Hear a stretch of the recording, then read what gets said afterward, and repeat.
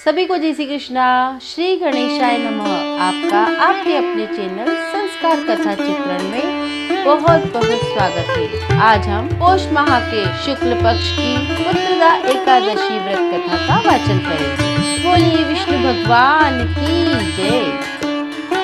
पौष माह में शुक्ल पक्ष की 11वीं तिथि को पौष पुत्रदा एकादशी कहा जाता है। इस दिन पूरे विधि विधान और सच्चे हृदय से भगवान विष्णु का पूजन करने से सभी सुखों की प्राप्ति होती है। एकादशी तिथियों में पुत्रदा एकादशी का विशेष स्थान है।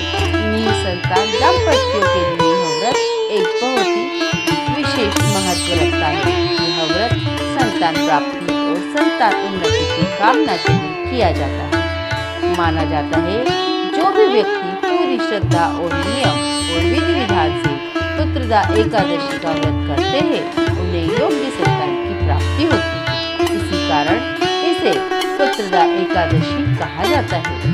पौष माह में पड़ने के कारण इसे पौष पुत्रदा एकादशी कहते हैं। पौष पुत्रदा एकादशी 2024 तिथि और मुहूर्त कुछ इस प्रकार है।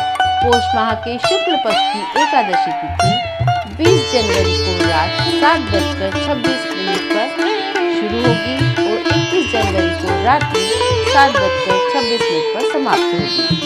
उदया तिथि के कारण पौष पुत्रदा एकादशी 21 जनवरी को मनाई जाएगी। व्रत का पारण 22 जनवरी को किया जाएगा। पौष पुत्रदा एकादशी तिथि व्रत के नियम भी बाकी एकादशियों की तरह दशमी तिथि से ही आरंभ हो जाते हैं। दशमी तिथि को दूसरे प्रहर का भोजन करने के बाद सूर्यास्त के बाद भोजन नहीं करना चाहिए। दशमी तिथि को सात्विक भोजन भी ग्रहण करना चाहिए और ब्रह्मचर्य का पालन करना चाहिए। एकादशी तिथि को प्रातः काल जल्दी उठना और स्नान आदि करने के पश्चात भगवान का ध्यान करते हुए व्रत का संकल्प लें। व्रत का संकल्प करने के बाद गंगा जल, तुलसी दल, तिल, फूल, पंचामृत से भगवान विष्णु भगवान की तथा चालीसा व विष्णु सहस्त्र नाम का पाठ तथा आरती करना चाहिए। इस व्रत को निर्जला यानी बिना जल के किया जाता है। यदि विशेष परिस्थितियों में व्रती की क्षमता नहीं है तो संध्या काल में दीपदान के पश्चात फलाहार किया जा सकता है। एकादशी के व्रत का पारण अगले दिन यानी द्वादशी तिथि पर ही किया जाता है। द्वादशी तिथि पर भी प्रातः जल्दी स्नान आदि से निवृत्त होने के बाद पूजन करें और भोजन बनाएं। इसके बाद किसी जरूरतमंद व्यक्ति या ब्राह्मण को सम्मान पूर्वक भोजन कराएं और दान दक्षिणा देकर विदा करें। उसके बाद स्वयं भी व्रत का पारण करना चाहिए। आइए पौष एकादशी व्रत कथा। बोलिए विष्णु भगवान की जय। महाराज युधिष्ठिर ने पूछा, हे भगवान, आपने सफला एकादशी का महात्म बताकर बड़ी ही कृपा की। अब कृपा करके यह बतलाइए पौष शुक्ल एकादशी का क्या नाम है, इसकी क्या विधि है और उसमें कौन से देवता का पूजन किया जाता है। भक्तवत्सल भगवान श्री कृष्ण बोले, हे राजन, इस एकादशी का नाम पुत्रदा एकादशी है। इसमें भी नारायण भगवान की पूजा की जाती है। इस चर और अचर संसार में पुत्रदा एकादशी के व्रत के समान दूसरा कोई व्रत नहीं है। इसके पुण्य से मनुष्य तपस्वी, विद्वान और लक्ष्मीवान होता है। मैं इसकी कथा कहता हूँ, सो तुम ध्यान पूर्वक सुनो। भद्रावती नामक नगरी में सुकेतुमान नाम का एक राजा राज्य करता था। उसके कोई पुत्र नहीं था। उसकी स्त्री का नाम शैव्या था। वह निपुति होने के कारण सदैव चिंतित रहा करती थी।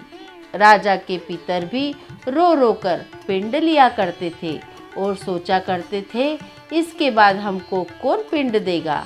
राजा को भाई, बांधव, धन, हाथी, घोड़े, राज्य और मंत्री, इन सब में किसी से भी संतोष नहीं होता था। वह सदैव यही विचार करता था, मेरे मरने के बाद मुझको कौन पिंडदान करेगा। बिना पुत्र के पितरों और देवताओं का ऋण मैं कैसे चुका सकूंगा। जिस घर में पुत्र न हो उस घर में सदैव अंधेरा ही रहता है। इसलिए पुत्र उत्पत्ति के लिए प्रयत्न करना चाहिए। जिस मनुष्य ने पुत्र का मुख देखा है वह धन्य है, उसको इस लोक में यश और परलोक में शांति मिलती है, अर्थात उसके दोनों लोक सुधर जाते हैं। पूर्व जन्म के कर्म से ही इस जन्म में पुत्र धन आदि प्राप्त होते हैं। राजा इसी प्रकार रात दिन चिंता में लगा रहता था। एक समय तो राजा ने अपने शरीर को त्याग देने का निश्चय किया, परंतु आत्मघात को महापाप समझकर उसने ऐसा नहीं किया। एक दिन राजा ऐसा ही विचार करता हुआ अपने घोड़े पर चढ़कर वन को चल दिया तथा पक्षियों और वृक्षों को देखने लगा। उसने देखा कि वन में मृग, व्याघ, सूअर, सिंह, बंदर, सर्प आदि सब भ्रमण कर रहे हैं। हाथी अपने बच्चों और हथिनियों के बीच घूम रहा है। इस वन में कहीं तो गीदड़ अपने कर्कश स्वर में बोल रहे हैं, कहीं उल्लू ध्वनि कर रहे हैं। वन के दृश्यों को देखकर राजा सोच विचार में लग गया। इसी प्रकार आधा दिन बीत गया। वह सोचने लगा कि मैंने कई यज्ञ किए, ब्राह्मणों को स्वादिष्ट भोजन से तृप्त किया, फिर भी मुझको दुख प्राप्त हुआ। क्यों? राजा प्यास के मारे अत्यंत दुखी हो गए और पानी की तलाश में इधर उधर फिरने लगे। थोड़ी दूरी पर राजा ने एक सरोवर देखा। उस सरोवर में कमल खिले हुए थे तथा सारस, हंस, मगरमच्छ आदि विहार कर रहे थे। उस सरोवर के चारों तरफ मुनियों के आश्रम बने हुए थे। उसी समय राजा के दाहिने अंग फड़कने लगे।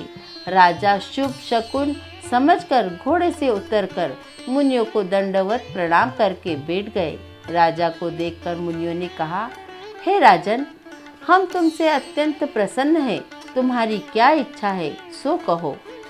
राजा ने पूछा, महाराज आप कौन हैं और किस लिए यहाँ आए हैं, कृपा करके बतलाइए। मुनि कहने लगे, हे राजन, आज संतान देने वाली पुत्रदा एकादशी है। हम लोग विश्वदेव हैं और इस सरोवर में स्नान करने के लिए आए हैं। यह सुनकर राजा कहने लगे, हे महाराज, मेरे भी कोई संतान नहीं है। यदि आप मुझ पर प्रसन्न हैं तो एक पुत्र का वरदान दीजिए। मुनि बोले, हे राजन, आज पुत्रदा एकादशी है, आप अवश्य ही इसका व्रत करें। भगवान की कृपा से अवश्य ही आपके घर में पुत्र होगा। मुनि के वचनों को सुनकर राजा ने उसी दिन एकादशी का व्रत किया और द्वादशी को उसका पारण किया। इसके पश्चात मुनियों को प्रणाम करके महल में वापस आ गया। कुछ समय बीतने के बाद रानी ने गर्भ धारण किया और 9 महीने के पश्चात उनके एक सुंदर पुत्र हुआ। वह राजकुमार अत्यंत ही शूरवीर, यशस्वी और प्रजापालक हुआ। श्री कृष्ण बोले, हे राजन, पुत्र की प्राप्ति के लिए पुत्रदा एकादशी का व्रत करना चाहिए। जो मनुष्य इस महात्म को पढ़ता या सुनता है उसे अंत में स्वर्ग की प्राप्ति होती है। बोलिए विष्णु भगवान की जय। आपको पोष पुत्रदा एकादशी व्रत कथा का वाचन कैसा लगा हमें कमेंट कर अवश्य बताएं। और अभी तक आपने हमारे चैनल संस्कार कथा चित्रण को सब्सक्राइब नहीं किया है तो सब्सक्राइब कर लीजिए ताकि आपको हमारे नए वीडियो का नोटिफिकेशन मिल सके। धन्यवाद। जय श्री कृष्णा।